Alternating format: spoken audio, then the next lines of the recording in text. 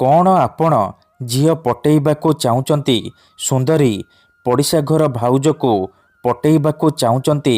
ତା'ଠାରୁ ନିଜର ମନ ମୁତାବକ କାମ ହାସଲ କରିବାକୁ ଚାହୁଁଛନ୍ତି? ତେବେ ଆଜିର ଏହି ଭିଡ଼ିଓଟି ଆପଣଙ୍କର ଇଚ୍ଛାକୁ ପୂରଣ କରିବ। କାରଣ ଆଜିର ଏହି ଭିଡ଼ିଓଟିରେ ମୁଁ ଆପଣଙ୍କୁ ଶିଖେଇବି ବିନା ମନ୍ତ୍ର ତନ୍ତ୍ରରେ କେବଳ 5ଟି ରସୁଣ କୁଲାରେ ଝିଅ ପଟେଇବା ପାଇଁ ବଶୀକରଣ। ପଡ଼ିଶା ଘର ସୁନ୍ଦରୀ ଭାଉଜକୁ ପଟେଇବା ପାଇଁ ବଶୀକରଣ। ଏହି ବଶୀକରଣ ଏତେ ଶକ୍ତିଶାଳୀ କି ଏହି ବଶୀକରଣ କେବେ ବି ଖାଲି ଯାଏନି। ଯିଏ ବି ଏହି ବଶୀକରଣ କରିଛି 100ରୁ 100% ସଫଳ ହେଇଛି। ନିଜ ପସନ୍ଦର ସୁନ୍ଦରୀ ଝିଅ ବା ସୁନ୍ଦରୀ ପଡ଼ିଶା ଘର ଭାଉଜକୁ ଅତି ସହଜରେ ପଟେଇ ପାରିଛି କେବଳ 5ଟି ରସୁଣ କୁଲା ସାହାଯ୍ୟରେ। ହଁ ଫ୍ରେଣ୍ଡସ୍, ଆପଣ ଭାବୁଛନ୍ତି କି 5ଟି ରସୁଣ କୁଲାରେ ଆପଣ କିପରି ବଶୀକରଣ କରିପାରିବେ, ଝିଅ ପଟେଇ ପାରିବେ? ଆଜ୍ଞା ହଁ, ଇଏ ସତ। 5ଟି ରସୁଣ କୁଲାର ଏହି ବଶୀକରଣ ଆମର ତନ୍ତ୍ରଶାସ୍ତ୍ରରୁ ମୁଁ ଆଜି ଆପଣଙ୍କ ପାଇଁ ନେଇ ଆସିଛି।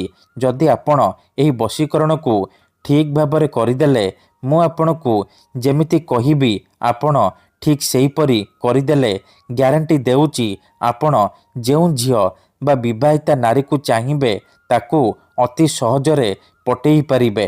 ତା'ଠାରୁ ନିଜର ମନ ମୁତାବକ କାମ ହାସଲ କରିପାରିବେ। ସିଏ ଆପଣଙ୍କର ସବୁ କଥା ମାନିବ, ଯାହା ଚାହିଁବେ ତାହା କରିବ। ନମସ୍କାର ଫ୍ରେଣ୍ଡସ୍, ଓଡ଼ିଆ ଫଣ୍ଡା ଚ୍ୟାନେଲକୁ ଆପଣମାନଙ୍କୁ ସ୍ୱାଗତ। ଯଦି ଆପଣ କେଉଁ କୁଆଁରୀ ଝିଅ ବା ବିବାହିତା ନାରୀକୁ ମନେ ମନେ ଭଲ ପାଉଛନ୍ତି କିନ୍ତୁ ଯେତେ ଚେଷ୍ଟା କଲେ ମଧ୍ୟ ତାକୁ ପଟେଇ ପାରୁନାହାନ୍ତି, ତାକୁ ନିଜର ମନ କଥା କହିପାରୁନାହାନ୍ତି, ଆଉ ଆପଣ ଚାହୁଁଛନ୍ତି କି ସେ ଝିଅ ବା ନାରୀ ନିଜେ ଆସି ଆପଣଙ୍କୁ ଭଲ ପାଉଛି ବୋଲି କହୁ ଆପଣଙ୍କର ସବୁ ଇଚ୍ଛାକୁ ପୂରଣ କରୁ, ତେବେ ଆଜିର ଏହି ଭିଡ଼ିଓଟି ଆପଣଙ୍କର ଇଚ୍ଛାକୁ ପୂରଣ କରିବ। କେବଳ 5ଟି ରସୁଣ କୁଲା ଆଣି ଏହି ବଶୀକରଣ କରନ୍ତୁ। ସେ ଝିଅ ରାତି ଦିନ ଆପଣଙ୍କ କଥା ଭାବିବ, ନିଜେ ଆସି ଆପଣଙ୍କ ସହିତ କଥା ହେବ, ଆପଣଙ୍କୁ ଭଲ ପାଉଛି ବୋଲି କହିବ। ଯେଉଁ ବିବାହିତା ନାରୀ ବା ପଡ଼ିଶା ଘର ଭାଉଜ ଆପଣଙ୍କୁ ଭାଉ ଦେଉନଥିଲା, ସିଏ ରାତିଦିନ ଫୋନ୍ କରିବ, ହାତ ଧରିକି ରୁମ୍କୁ ଡାକିବ, ଯାହା ଚାହିଁବେ ତାହା କରିବ। ଏହି ବଶୀକରଣକୁ ପ୍ରୟୋଗ କରି ହଜାର ହଜାର ଲୋକମାନେ ଲାଭବାନ ହେଇଛନ୍ତି। ଆଶା ଛାଡ଼ି ଦେଇଥିବା ଲୋକ ମଧ୍ୟ ନିଜ ପ୍ରେମକୁ ପାଇପାରିଛି।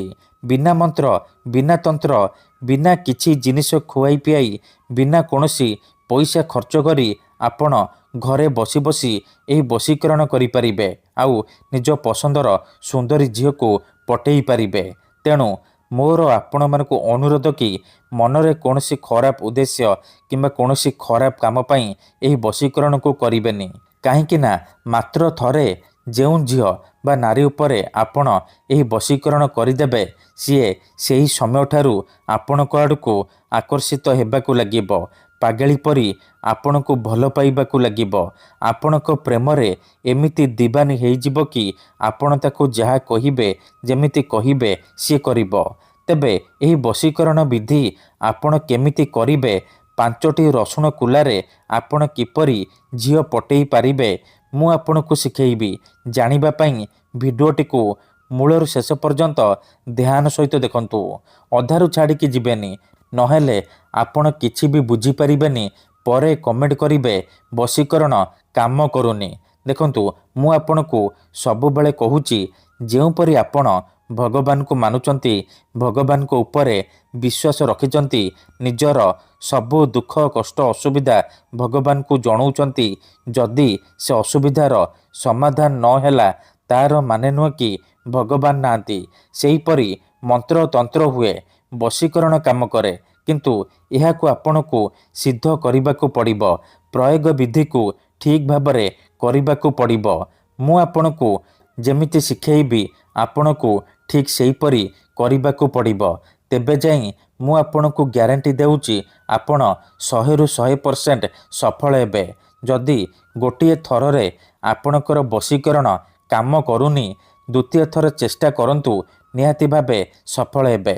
ତେବେ ଏହି ବଶୀକରଣ ବିଧି ଜାଣିବା ପୂର୍ବରୁ जदि आपण आम चैनल को प्रथम थर आसिचंती तेबे दयाकरी चैनल को सब्सक्राइब करी पाखरे थिबा बेल आइकन को मध्य दबाई दिंतु जहाद्वारा आमे जो भी वीडियो अपलोड करूँ सर्वप्रथमे आपण देखिपारे आउ तार लाभ पाइपारे।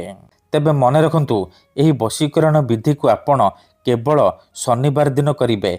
दिन 3टारू संध्या 6टा मध्यरे आपण एही वशीकरण को करिवे।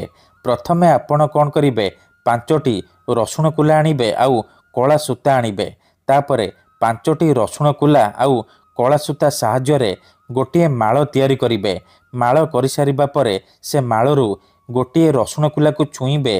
गोटे थर से झीर नाम कहिबे।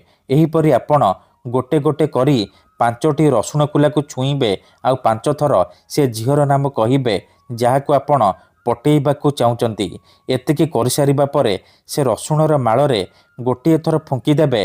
तापरे से रसुणर माळ को नेकी निंब गछर डाଳରେ बांधी देई चुपचाप घर को फेरी आसिबे। पछकु बुलिकी चाहिबेनी।